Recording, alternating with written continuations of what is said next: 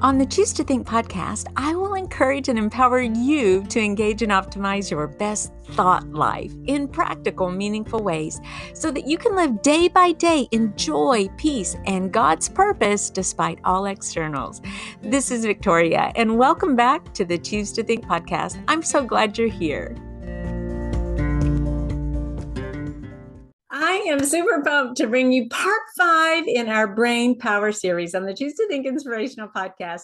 Today's episode is going to blow your socks off, and I'm not kidding. We're going to crack the code on what temptation is all about. You know, we're coming into Christmas, right?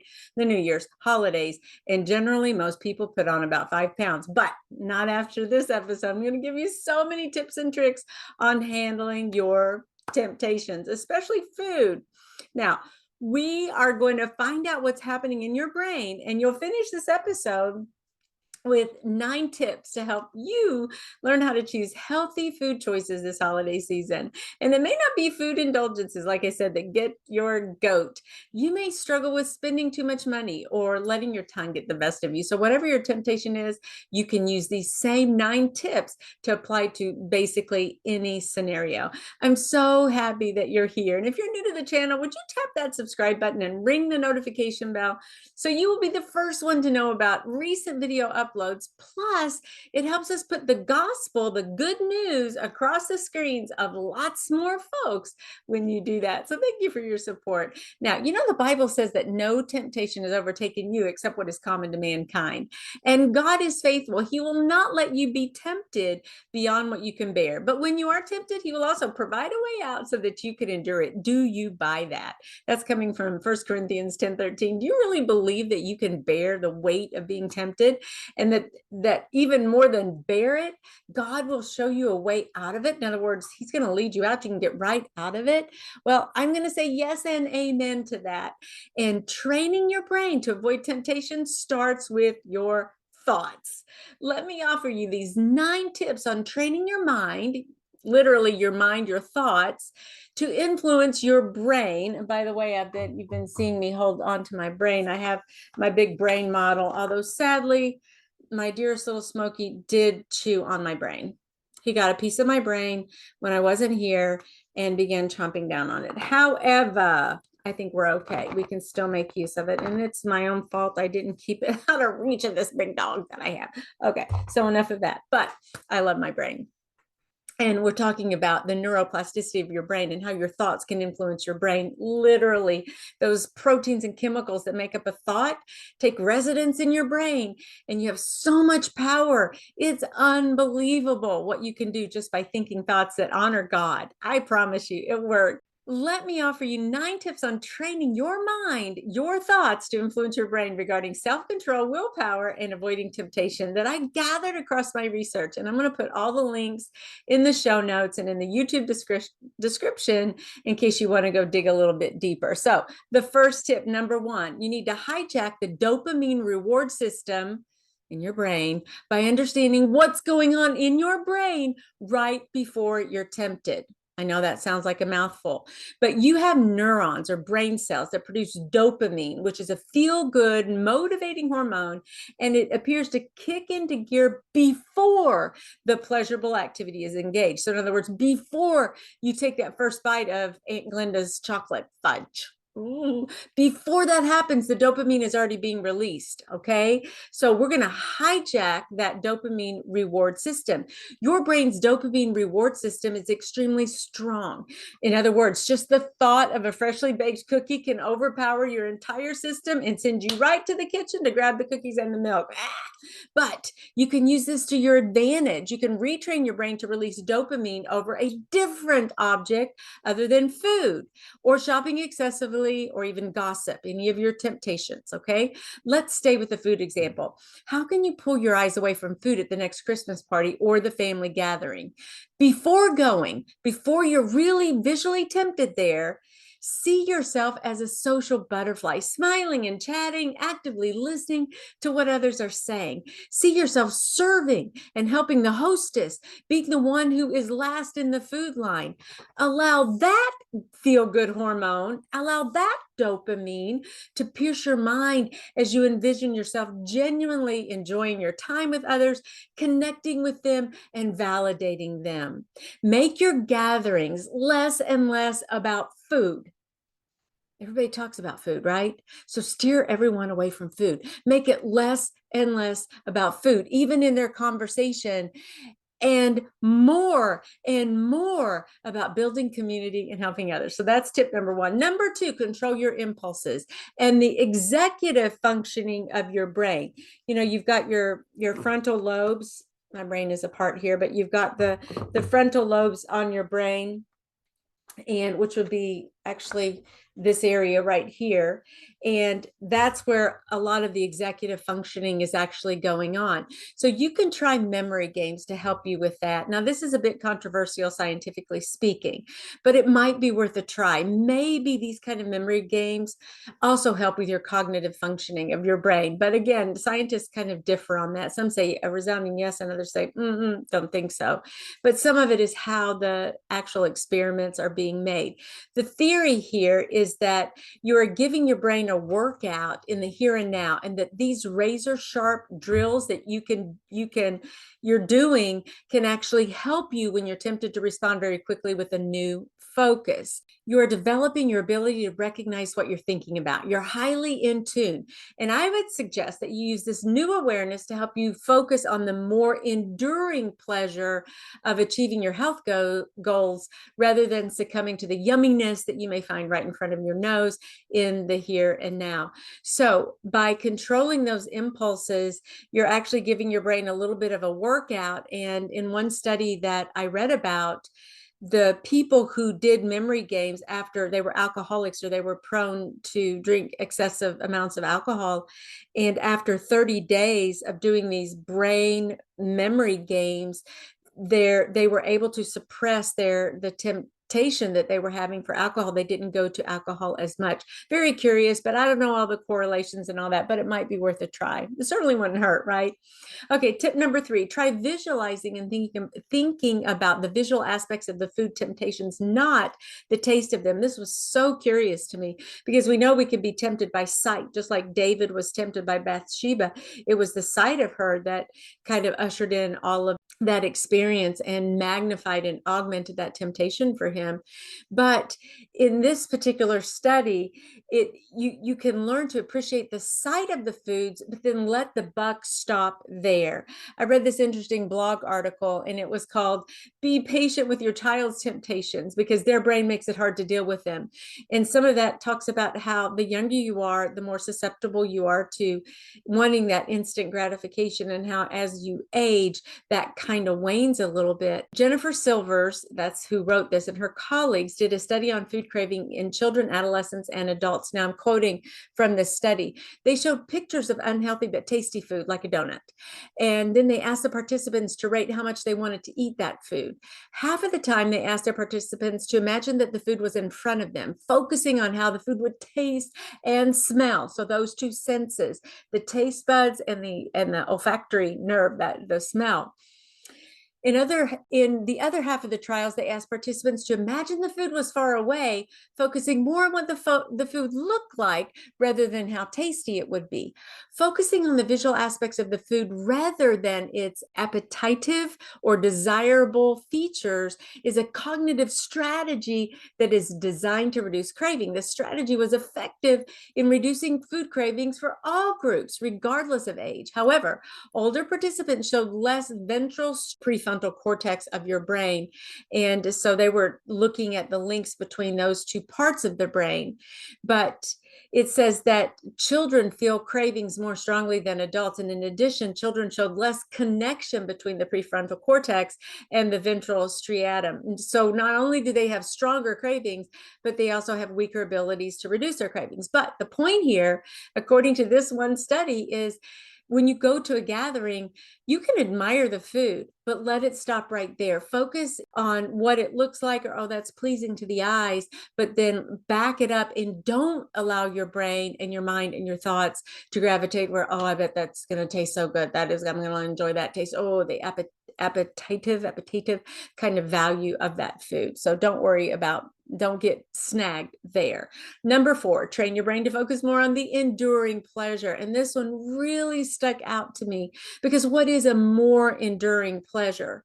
Enduring is the operant word here. Enduring, the pleasure that lasts. Yes, eating a piece of Aunt Glenda's fudge is going to be something that would be so pleasant and be very pleasing to me, but will it last? No. So the trick here is to get your brain to focus on the more enduring pleasure. This means that when the cookie plate is passed around, redirect your thoughts to the I won't or the I don't affirmation. You can go back a couple of episodes on all the affirmations that are really powerful in the Brain Power series that we're doing. In other words, you can say, I won't eat these cookies, or I don't eat these cookies during the week, or whatever I don't is meaningful to you. You might say, I choose physical health. I don't eat those cookies because I choose physical health. And then you picture yourself glowing in the epitome of health at your age. You might also envision the inner workings of your body, like your organs all functioning and enjoying the break from sugar and the high fat overload that, is just coming at us like crazy. See yourself taking that vacation that you always wanted to take, and maybe you're scuba diving or snorkeling, something that you wouldn't do if you really weren't that healthy or feeling like you're in your best shape and form. Maybe you can picture yourself bending down and playing on the floor with your grandkids, riding bikes with your loved ones, or taking those adventure vacations. This is who you are, and that identity that you subscribe to, this type of enduring pleasure is worth focusing on. Instead of focusing on, oh, gee, those cookies are so good, they would taste delicious, and just kind of allowing your thoughts to keep pounding out right there, switch them over, because that's pleasurable and it's going to taste good. That cookie's going to taste good. Those Cheetos, that buying those new shoes when you already have 5 new pairs of shoes, you name it, whatever that temptation might be for you, it gives you a rush in that reward cycle of dopamine.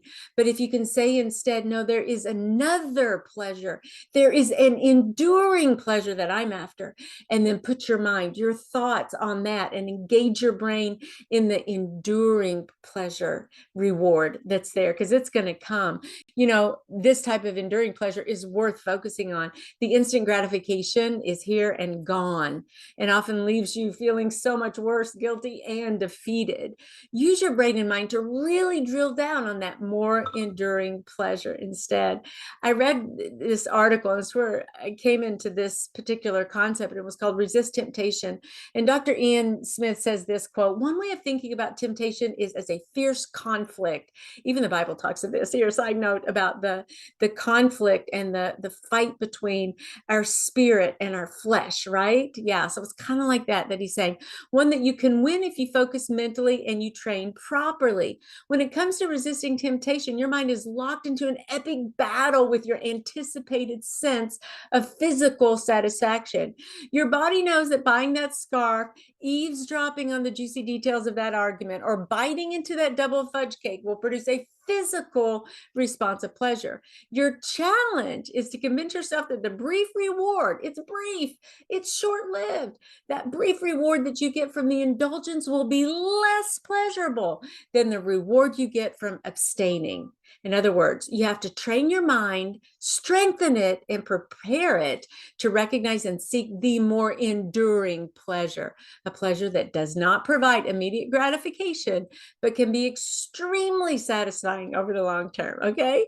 Number 5, identify the dominoes in your life that signal you should eat or do basically anything unhealthy to find relief. Okay, we're talking about dominoes. Think of triggers in your life that kind of tell you, hey, go ahead and do it, because this is how you cope. This is how you find relief. So start to think about what those are. What do I mean really by this? It's often on the Choose to Think Inspirational Podcast, we deal with our emotions and feelings.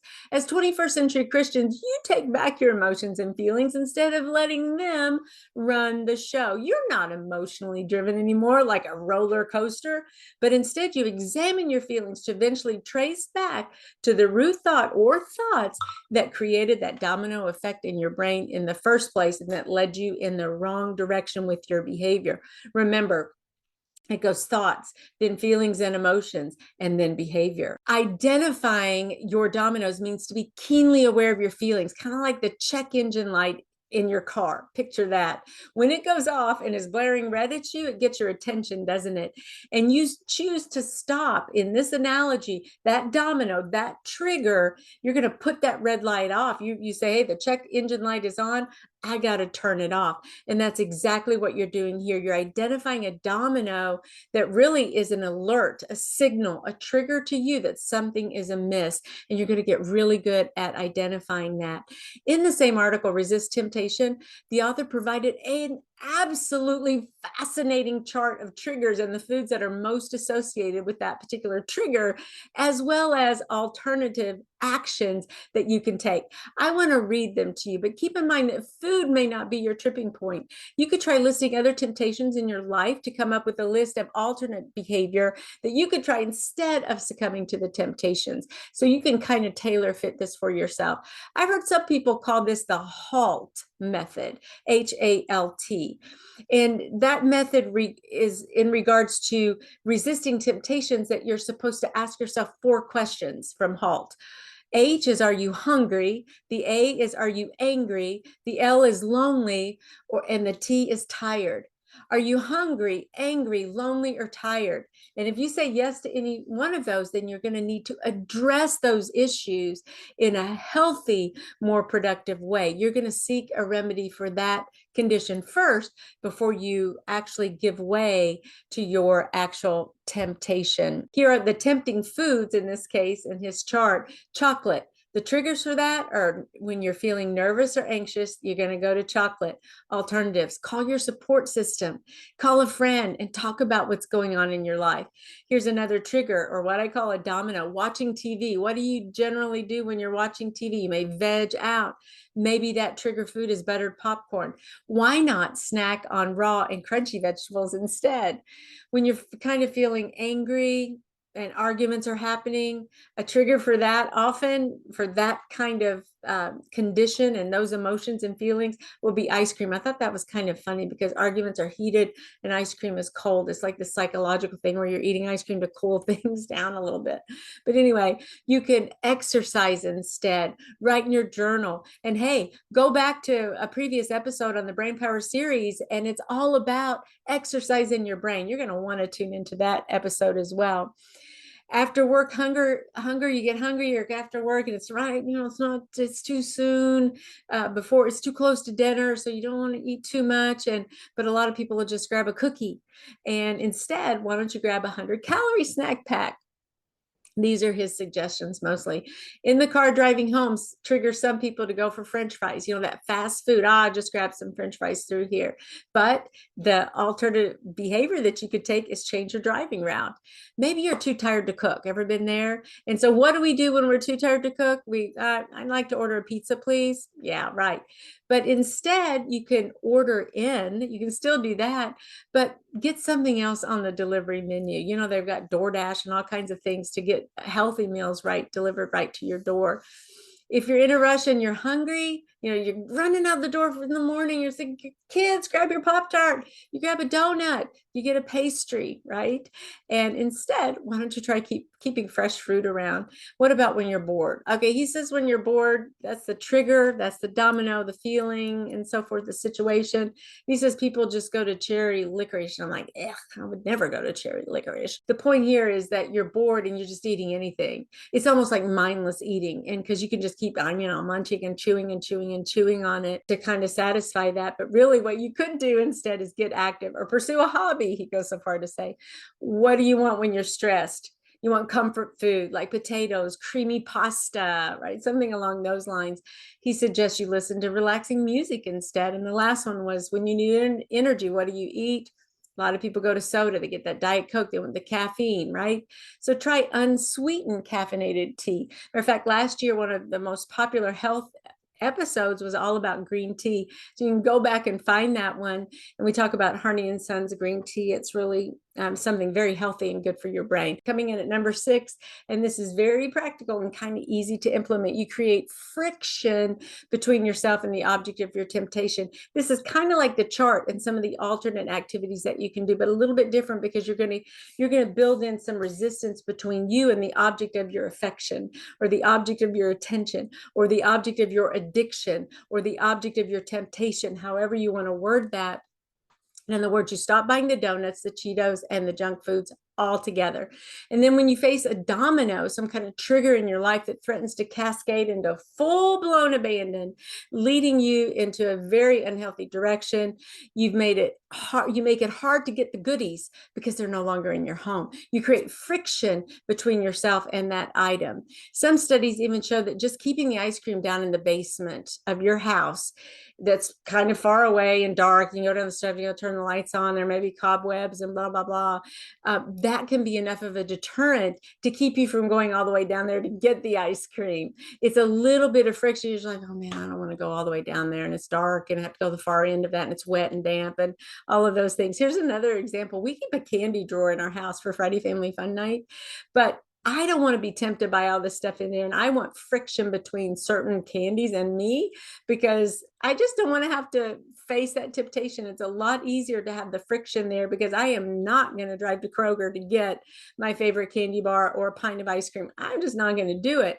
That's enough friction to me. But if it were in the candy drawer, I might be feeling stressed or anxious or bored or lonely or something. I might think, oh, boy, that would just taste so good.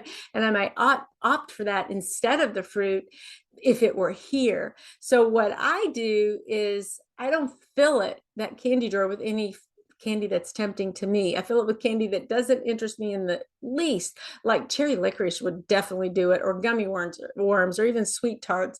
So you too can make it difficult for yourself to really overindulge. Keep the goodies far away and make yourself go back to the chart that I just gave you to figure out what's really bugging you. Okay, and here we go to number 7. All right. And this kind of swings back to the whole domino and trigger idea, but it's to give yourself 5 minutes to do a brain dump. Literally set a timer. When you have a craving or you're feeling tempted, grab your journal and jot down the very thoughts you're having. Try asking yourself if you're legit hungry or tired or stressed. If you've determined you're hungry, nourish your body with healthy food choices. If you're tired, try to take a cat nap or simply rest on the sofa and listen to praise and worship music to help you relax and refill just a bit. If you're stressed, try exercising first. Now, jump on the trampoline. By the way, did you see my indoor trampoline? I absolutely love it. Research suggests that tramp jumping lowers your blood pressure. It gets your heart pumping and your blood circulating. Just 10 minutes of light jumping can really open the valves on your heart, all those arteries, and your mind, and help you to let all that stress go. So get your tramp. I'll put a link in the show notes if you want to know my favorite one, because it doesn't squeak. The one I had last time was just squeaking every time. Zip, zip, zip. You could hear it, and it was so annoying. But this one doesn't. It's got a different kind of like bungee cord all the way around, so that it's very, very quiet. I just love it. I use it almost every day. Okay, number 8, eighth tip. Pray and rebuke the enemy of your soul. And this is kind of like a spiritual discipline. You want to be spiritually minded in all of this. So you pray, you rebuke the enemy of your soul, and you stay in step with the Spirit. Don't forget about inviting God into those moments you feel tempted. He's right there with you. As a matter of fact, God would love for you to exercise self-control. Listen to what he says about self-control. Proverbs 16:32 says, better a patient person than a warrior, one with self-control, the one who takes a city. So your physical might is nothing compared to the spiritual might that you can exercise when you're actually practicing self-control. In 1 Corinthians 7:5, Paul writes concerning married life, that's the context, do not deprive each other except perhaps by mutual consent and for a time, so that you may devote yourselves to prayer. Then come together again, so that Satan will not tempt you because of your lack of self-control. And so that kind of suggests that Satan can be involved in this whole issue of self-control. So it's a good idea just to rebuke him as you go. Sometimes you're feeling tempted. You say, you know what? I'm not going there. And you stand against the enemy of your soul in those moments. And then I love this one. You know this one. It's Galatians 5:22-25. And it says, but the fruit of the Spirit is, and it lists all these wonderful attributes of the fruit of the Spirit: love, joy, peace, forbearance, kindness, goodness, faithfulness, gentleness, and yes, self-control. Against such things there is no law. Those who belong to Christ Jesus have crucified the flesh with its passions and desires. Since we live by the Spirit, let us keep in step with the Spirit. And then the last one I'd like to read you is 2 Peter 1:3-9, I guess. And it's under the section called Confirming One's Calling and Election. It says this: His divine power, God's divine power, has given us everything that we need for a godly life. Why don't we read that and personalize it? It sounds so much better that way. So his divine power has given you everything you need for a godly life through your knowledge of him who called you by his own glory and goodness. Through these, he has given you his very great and precious promises, so that through them you may participate in the divine nature, having escaped the corruption in the world caused by evil desires. For this very reason, make every effort to add to your faith goodness, and to goodness, knowledge, and to knowledge, self-control, and to self-control, perseverance, and to perseverance, godliness, and to godliness, mutual affection, and to mutual affection, love. Look how love is involved in those in the Galatians quote, and then again in this one. And self-control appears in both of them too. And it continue here. For if you possess these qualities in increasing measure, they will keep you from being ineffective and unproductive in your knowledge of our Lord Jesus Christ. But whoever does not have them is nearsighted and blind, forgetting that they have been cleansed from their past sins.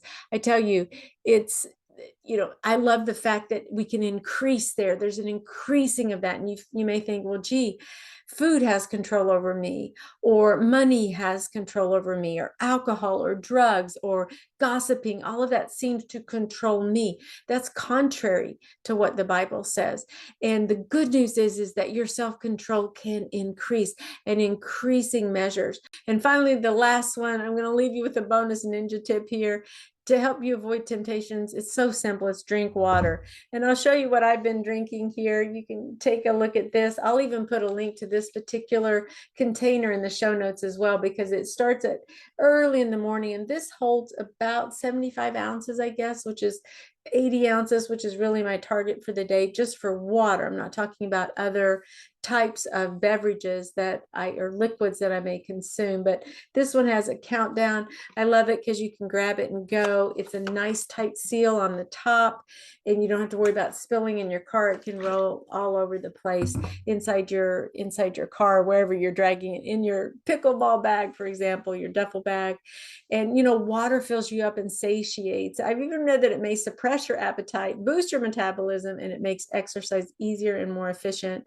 So make sure that you are staying well hydrated during this holiday season. So let's run through those tips one more time, so that you can have a good idea of all of them again. So these 9 tips are: number 1, hijack the dopamine reward system by understanding what's going on in your brain right before you're tempted. In other words, get another strategy there on how you're going to deal with some of the temptations that are coming down the pike.